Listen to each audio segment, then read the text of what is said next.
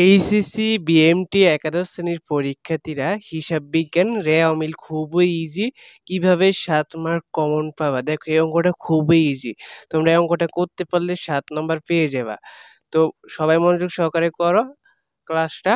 আর আমরা আরো পরবর্তীতে অনেকগুলো ক্লাস দিব, তাই সকলে চ্যানেলটি সাবস্ক্রাইব করে রাখবা।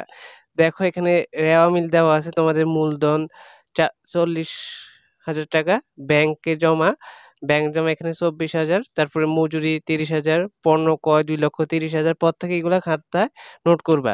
পরিবহন 4,000 টাকা, বিক্রয় 3,30,000 টাকা, তারপর কমিশন 6,000, তারপর আন্তঃফেরত 4,000, আসবাবপত্র হচ্ছে তোমাদের 6,000, বকেয়া মজুরি 3,000, 6% ঋণপত্র হচ্ছে 50,000, তারপরে মজুত পণ্য 8,000, কল কবজা ও যন্ত্রপাতি হচ্ছে 46,000, বই ফেরত হচ্ছে 10,000, ব্যাংক জমা অতিরিক্ত হচ্ছে 30,000, ভ্রমণ খরচ হচ্ছে 4,000, বেতন 32,000, বিবিধ দেনাদার হচ্ছে 1,00,000, বিবিধ পাওনাদার হচ্ছে 51,000, তারপর হচ্ছে শিক্ষানবিশ ভাতা হচ্ছে 20,000, মজুত পণ্য এখানে 6,000। হ্যাঁ, তো দেখো এখানে মজুত পণ্য দুইটা দেওয়া আছে, একটা হচ্ছে এখানে মজুত পণ্য, এখানে আরেকটা আছে নাকি।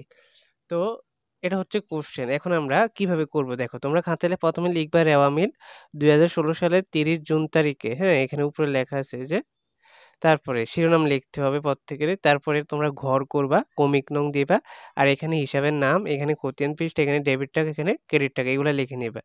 তো এটা খুবই ইজি, শুধু 1 নম্বরে মূলধন লিখবে। এখানে আমাদের এখানে কোশ্চেনে 1 নম্বরে কি আছে, মূলধন, তারপরে ব্যাংক জমা। তো তোমরা প্রথমে কি লিখবা, 1 নাম্বার লিখে মূলধন লিখবা। তো এখানে কি মূলধন কি ডেবিট হবে না ক্রেডিট হবে?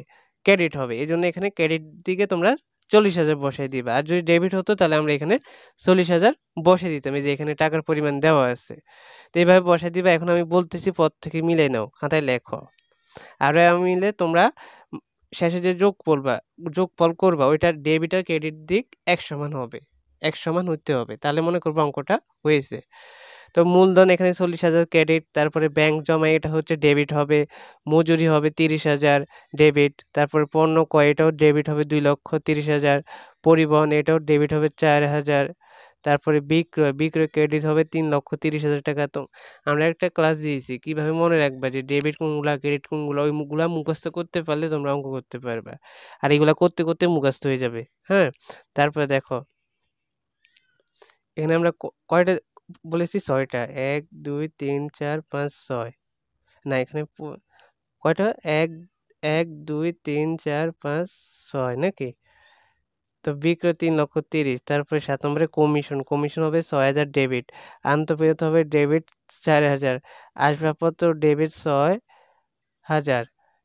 তারপরে দেখো আসবাবপত্রের পরে বকেয়া মজুরি, এটা হবে বকেয়া মজুরি ক্রেডিট, এখানে হবে 3,000, তারপরে 6% ঋণপত্র, এটাও ক্রেডিট হবে 50,000, তারপরে মজুদ পণ্য 1/7/15, এটা হবে ডেবিট 8,000, কল কবজার যন্ত্রপাতি এটা হবে 46,000 ডেবিট, তারপরে বহি ফেরত ক্রেডিট হবে 10,000, ব্যাংক জমাতিরিক্ত এটাও ক্রেডিট হবে 30,000, তারপর ভ্রমণ খরচ ডেবিট, এখানে হবে তোমাদের 4,000 ডেবিট, ভ্রমণ খরচ বললাম। তারপরে বেতন ডেবিট, বেতন হবে এখানে 32,000, তারপরে বিবিধ দেনাদার এটাও ডেবিট 1,00,000, বিবিধ দেনাদার যদি ডেবিট হয় তাহলে পাওনাদার কি হবে, ক্রেডিট হবে। ক্রেডিট এখানে তোমাদের 51,000 পাওনাদার। হ্যাঁ, তারপরে শিক্ষানবিশ ভাতা হচ্ছে 20,000, এটা হচ্ছে তোমাদের ডেবিট।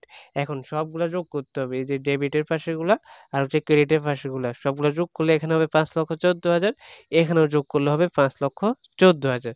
তো যদি এখানে তোমাদের কম হয়, হ্যাঁ দুইটা সেম না হয়, তাহলে মনে করবো অঙ্কটা ভুল হয়েছে, রেওয়ামিল ভুল হয়েছে, সেম হতে হবে।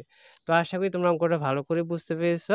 এরকম একটা অঙ্ক তোমাদের পরীক্ষা আসবে, মাস্ট বি, পর থেকে ভালো করে নিবা। আর যেটা বলতেছিলাম যে কোন পাশে কোনগুলা ডেবিট কোনগুলা ক্রেডিট হবে, যারা ভিডিওটা দেখোনি অবশ্যই দেখে নিবা। আর অঙ্কটা ভালো করে করবা। পরবর্তী ক্লাসগুলো পেতে থেকে চ্যানেলটি সাবস্ক্রাইব করে রাখবা। আল্লাহ হাফেজ।